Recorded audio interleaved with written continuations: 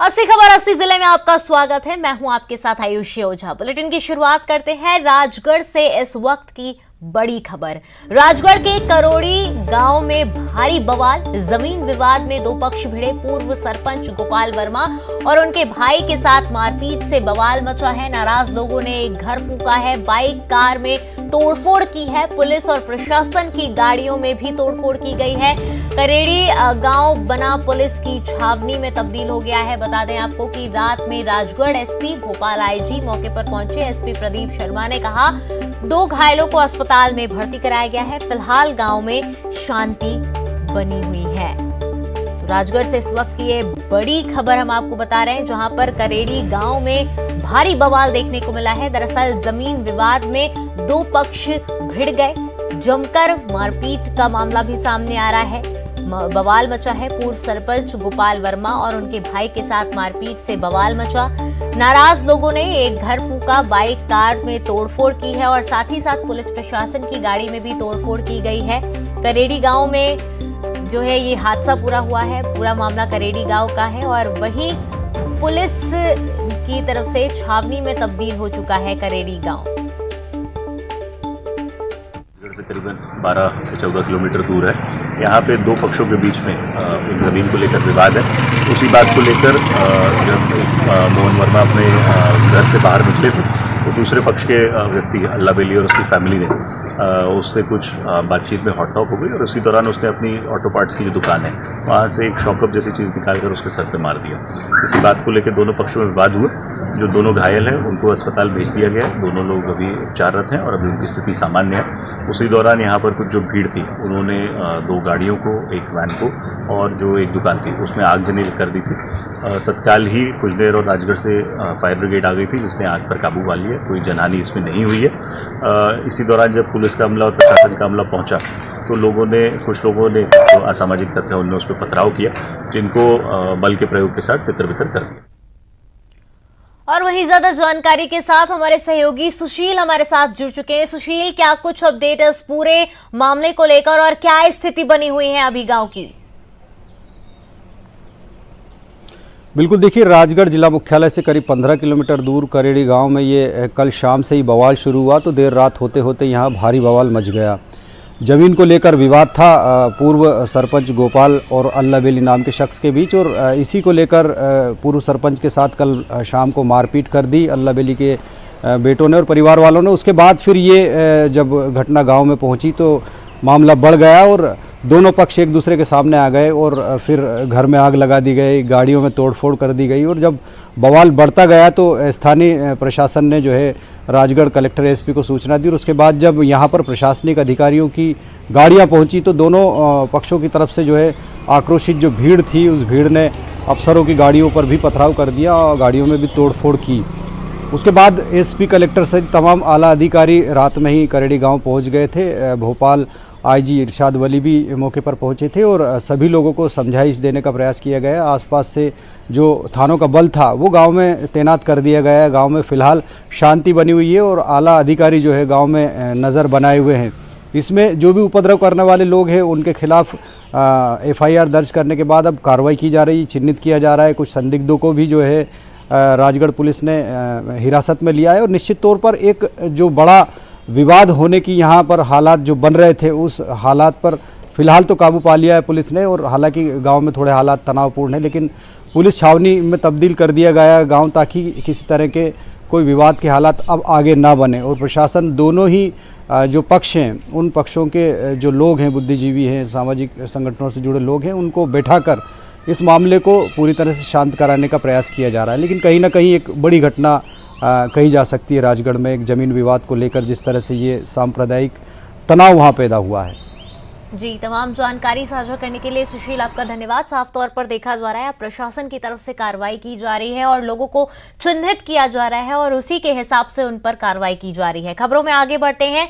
CM Shivraj Singh Chauhan पहुंचे दिल्ली। गृह मंत्री नरोत्तम मिश्रा और मंत्री भूपेंद्र सिंह भी साथ में पहुंचे। सॉलिसिटर जनरल तुषार मेहता से उन्होंने मुलाकात की।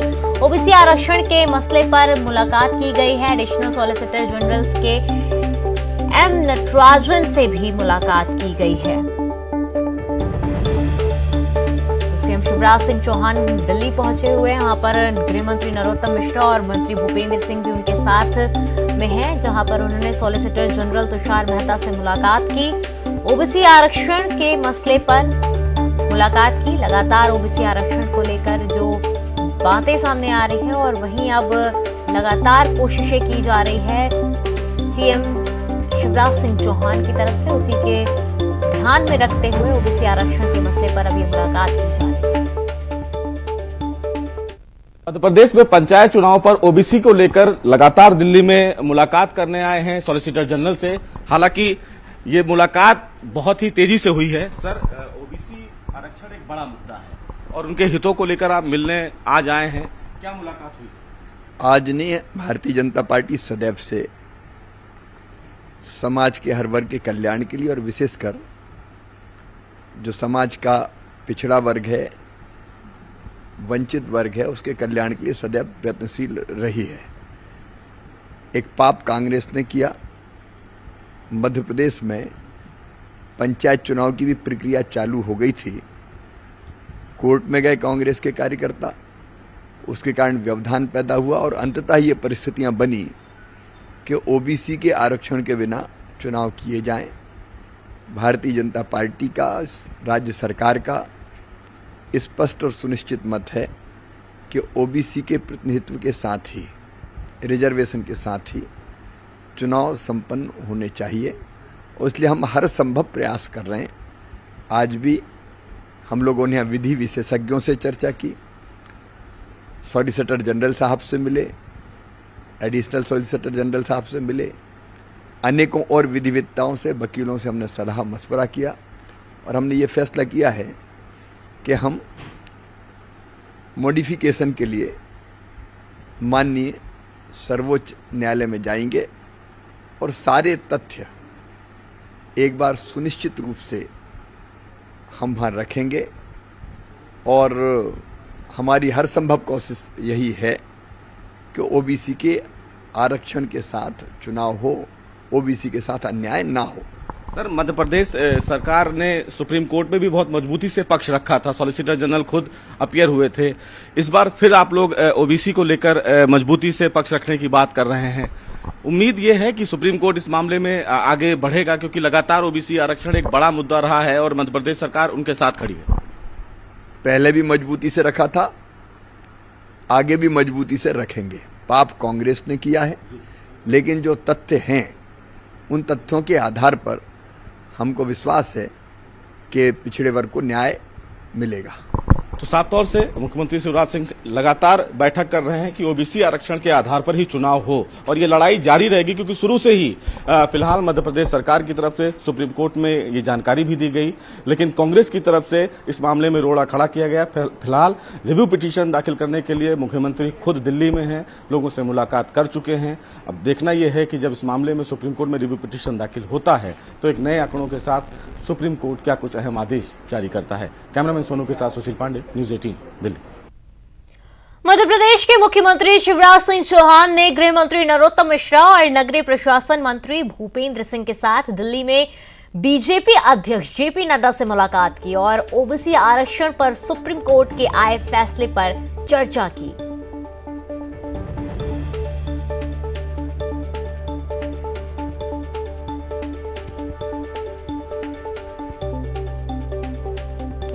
और वहीं ज्यादा जानकारी के साथ हमारी सहयोगी रंजना हमारे साथ जुड़ चुकी हैं। रंजना, ये मुलाकात में क्या फैसलों पर चर्चा हुई और किस तरीके से देखा जा रहा है इस मुलाकात को?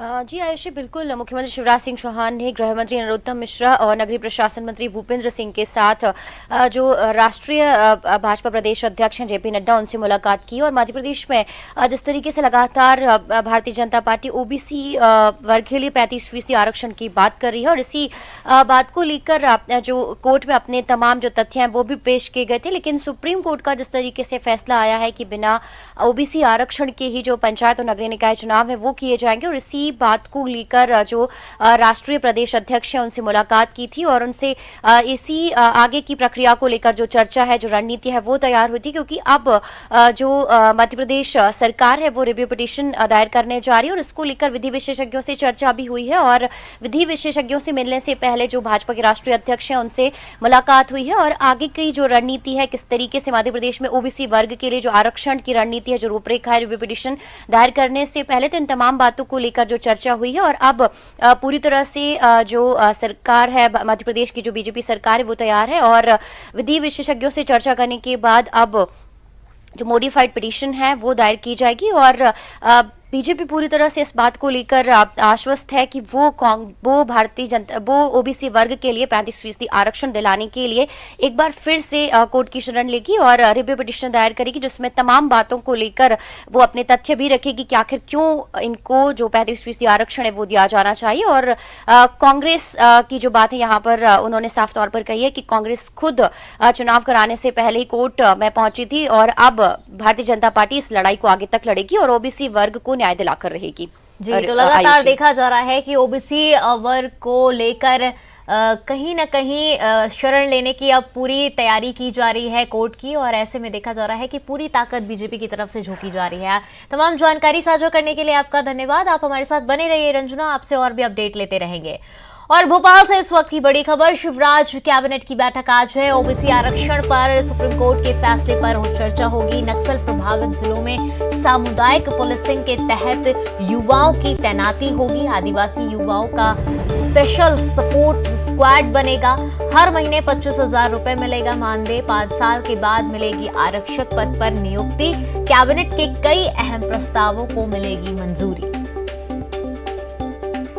और रंजना हमारे साथ बनी हुई है। रंजना, बैठक होने वाली है, शिवराज कैबिनेट बैठक होने वाली है, कितनी महत्वपूर्ण ये बैठक होने वाली है, क्या कुछ फैसले लिए जा सकते हैं इस दौरान?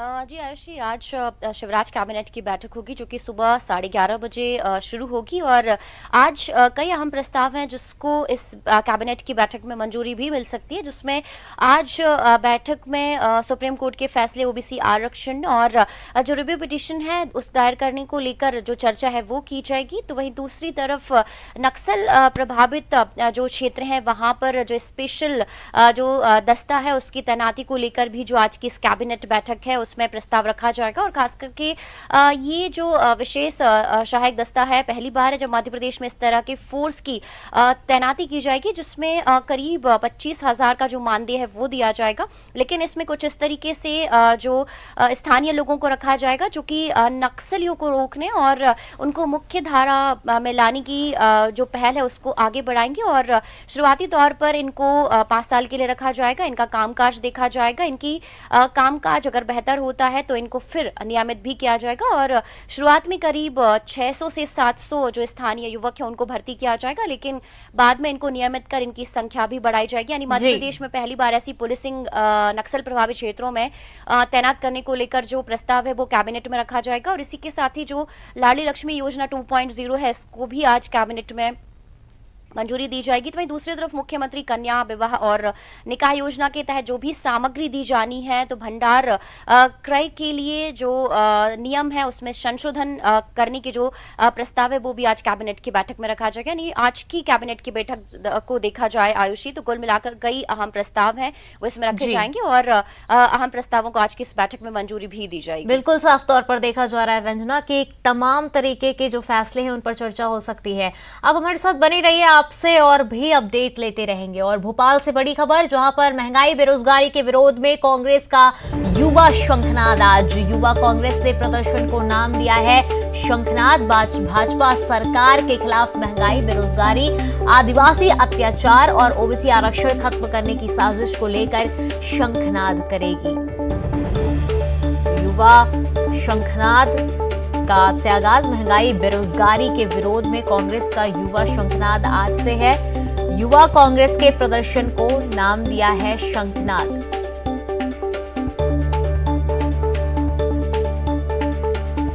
और हमारी सहयोगी रंजना हमारे साथ बनी हुई हैं। रंजना, अब देखा जा रहा है कि कांग्रेस के युवा विरोध प्रदर्शन करने जा रहे हैं बेरोजगारी को लेकर और साथ ही साथ महंगाई को लेकर। किस तरीके की स्थिति देखी जा सकती है?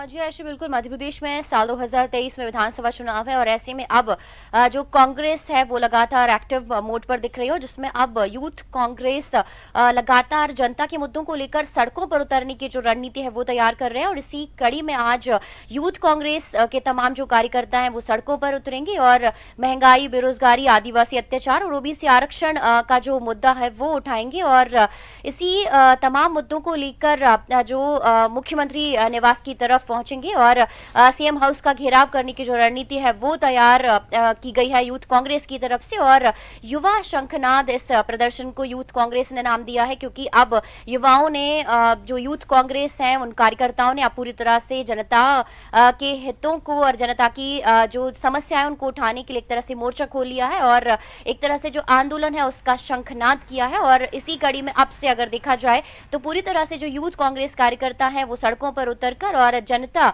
की बात को उठाएंगे और सरकार का ध्यान आकर्षित करने की कोशिश करेंगे कि आखिर किस तरीके से जो तमाम लोग हैं, आम आदमी है, वो महंगाई, बेरोजगारी और खास करके जो दूसरी समस्याएं जिसमें खास करके अभी महंगाई की अगर देखी जाए आंकड़े तो धीरे धीरे बहुत तेजी से बढ़ रहे हैं। तो इन तमाम मुद्दों पर जनता और आम आदमी को न्याय दिलाने की कोशिश कर रहे हैं और सड़कों पर उतरने की जो तैयारियां हैं वो आप देख सकते हैं आयुषी जी। साफ तौर पर रंजना देखा जा रहा है कि जो मेन मुद्दे हैं उनकी तरफ आकर्षण खींचने की कोशिश की जाएगी।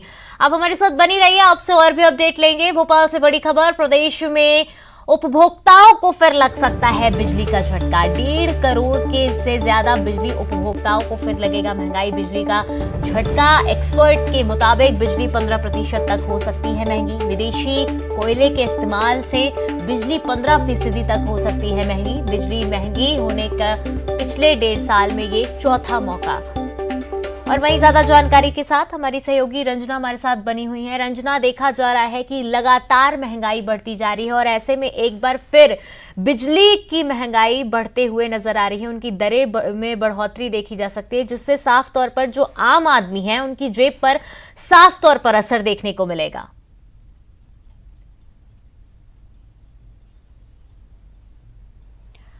जी आयशी, आम आदमी वैसे ही बढ़ती हुई महंगाई से परेशान है। चाहे पेट्रोल और डीजल के दाम देखे जाएं, रसोई गैस सिलेंडर के दाम देखे जाएं, वो लगातार बढ़ रहे हैं। वही दूसरी तरफ जो बिजली अगर महंगी होती है तो एक और जो झटका है वो आम लोगों के लिए लग सकता है।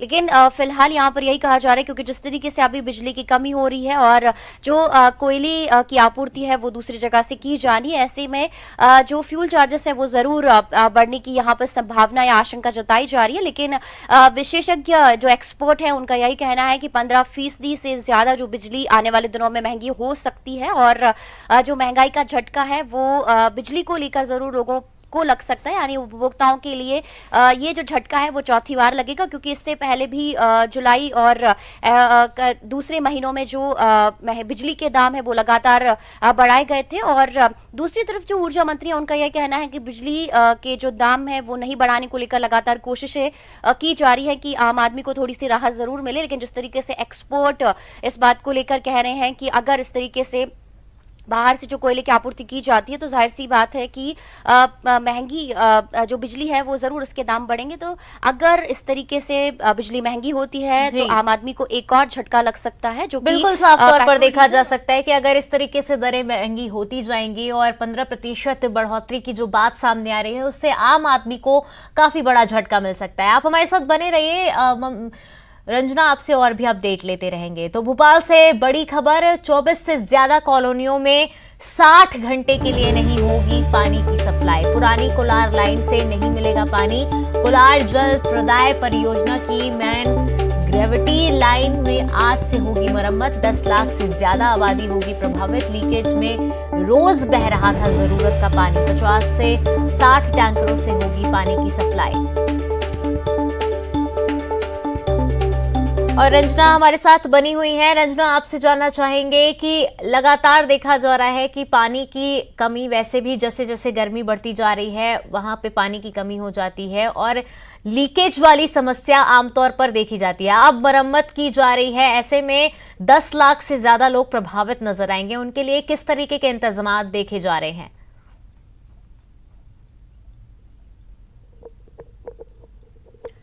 जी अर्शी, बिल्कुल भीषण गर्मी में जल संकट लगातार गहरा है, ना सिर्फ ग्रामीण इलाकों में बल्कि राजधानी भोपाल से आसपास जो सटे हुए इलाके हैं यहाँ पर भी लोग जो पानी की समस्या है उससे परेशान है। और ऐसी में आज 24 से ज्यादा जो कॉलोनी है वहां पर जल संकट जरूर गहरा सकता है, क्योंकि कोलार जल प्रदाय परियोजना की जो मेन ग्रेविटी लाइन है उसमें मरम्मत का काम किया जाना, क्योंकि लीकेज वहां पर देखा जा रहा था। और अब जबकि मरम्मत काम का कार्य जो किया जाएगा उसमें 2 से 3 दिन लगेंगे और ऐसे में 60 घंटे से ज्यादा तक जो पानी की सप्लाई है वो प्रभावित रहेगी और करीब 10 लाख से ज्यादा जो लोग हैं वो जल संकट से परेशान भी रह सकते हैं। और जहां तक जल सप्लाई की बात है आयुषी, तो वैकल्पिक जो इंतजाम है वो करने को लेकर तैयारियां की गई हैं कि जो 50 से 60 जो टैंकर हैं उसकी व्यवस्था की गई है कि जो 24 कॉलोनियां हैं वहां पर 50 से 60 टैंकर से जल सप्लाई की जाएगी।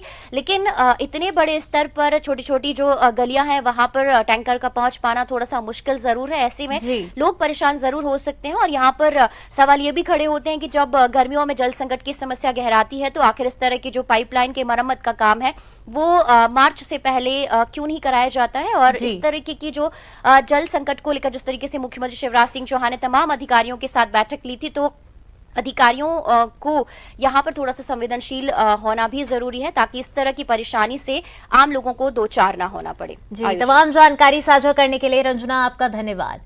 और रायपुर में कांग्रेस संगठन चुनाव से जुड़ी बड़ी खबर, आधे से अधिक जिला अध्यक्ष बदलने की तैयारी में कांग्रेस है। बता दें आपको कि कांग्रेस जिला अध्यक्ष बदलने की तैयारी में कांग्रेस में मची है हलचल। प्रदर्शन के आधार पर बदले जाएंगे जिला अध्यक्ष, बेहतर कार्य करने वालों का होगा प्रमोशन, औसत नेता होंगे बाहर। 31 मई तक ब्लॉक और 30 जून तक होगा जिलों का चुनाव।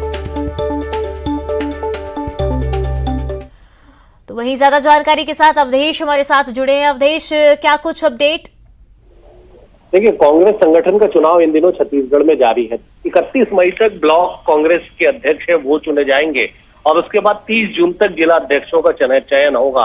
तो ऐसे में चूंकि कांग्रेस चुनावी मोड में है, अगले साल उन्हें विधानसभा का चुनाव लड़ना है, इसलिए कांग्रेस ने तय किया कि प्रदर्शन के आधार पर ही जिला अध्यक्षों को या तो कंटिन्यू किया जाएगा या उनका प्रमोशन किया जाएगा। लेकिन जो सूची तैयार की गई, जितने जिला अध्यक्षों के प्रदर्शन के आधार पर जो सूची तैयार की गई है गोपनीय तौर पर कांग्रेस के द्वारा, उसमें से यह है कि 50 से 60% ऐसे जिला अध्यक्ष है जिन्हें बदलने की पूरी तैयारी की जा चुकी है। इनके स्थान पे नए जिला अध्यक्ष आएंगे, काम करेंगे, और लेकिन जो जिन्होंने बेहतर काम किया है उनका प्रमोशन करके प्रदेश संगठन में शामिल किया जाएगा और जिनका औसत रहा है उन्हें सीधे तौर पे संगठन में कोई बड़ी जिम्मेदारी नहीं दी जाएगी। तो कांग्रेस की इस तैयारी के बाद खलबली मची हुई है। अब 30 जून तक का समय है और यही वजह है कि लगातार जो सियासी गुणागणित जो है वो लगातार कांग्रेस में।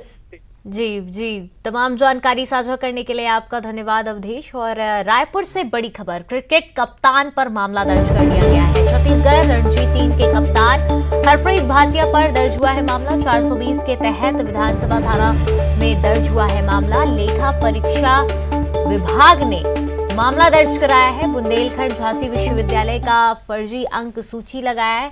आरसीबी, केकेआर, पुणे वॉरियर्स, भारतीय टीम 2010 अंडर लीग खेल चुका है आरोपी कप्तान। लेखा विभाग के क्रिकेट संवर्ग के लिए फर्जी अंक सूची का किया था उपयोग। और वहीं ज्यादा जानकारी के साथ युगल हमारे साथ जुड़ चुके हैं। युगल, क्या कुछ पूरा मामला? यश, देखिए, छत्तीसगढ़ रणजी टीम के जो कप्तान है हरप्रीत सिंह भाटिया, उसकी मुश्किलें बढ़ गई है। विधानसभा थाना क्षेत्र में 420 का मामला दर्ज हुआ है। ये पूरा मामला है, लेखा परीक्षा विभाग के वरिष्ठ जो अधिकारी है उसने ये मामला दर्ज कराया है। दरअसल ये नौकरी पाने के एवज में बुंदेलखंड झांसी विश्वविद्यालय का बीकॉम अंतिम वर्ष की एक मार्कशीट जमा की गई थी। उसके जो प्रति परीक्षण हुआ है, गोपनीय जांच हुई है, तो उस जांच में इस जो मार्कशीट है उसे फर्जी पाया गया है। उसके बाद जो ये क्रिकेट संवर्ग वर्ग के लिए जो भर्तियां निकली थी उस पर ये फर्जी तरीके से प्रमाण पत्र जारी जो है सम्मिलित करके नौकरी हथियाने का ये पूरा मामला है, और जिस पर विधानसभा थाना क्षेत्र में 420 का मामला दर्ज हो गया है। आरसीबी और केकेआर, पुणे वॉरियर्स जैसे जो भारतीय टीम 2010 में अंडर 19 भी खेल चुके हैं हरप्रीत सिंह भाटिया। एक बड़ी कार्रवाई इसे कही जा सकती है। और क्रिकेट, जिस तरह से क्रिकेट टीम के कप्तान पर बड़ी कार्रवाई हुई है, विधानसभा थाने में मामला दर्ज हुआ है, पुलिस पूरे मसले की जांच कर रही है। जी, तमाम जानकारी साझा करने के लिए युगल आपका धन्यवाद। और दिल्ली कैपिटल्स ने राजस्थान रॉयल्स को एक तरफा मुकाबले में 8 विकेट से हराया। राजस्थान ने पहले बल्लेबाजी करते हुए 20 ओवर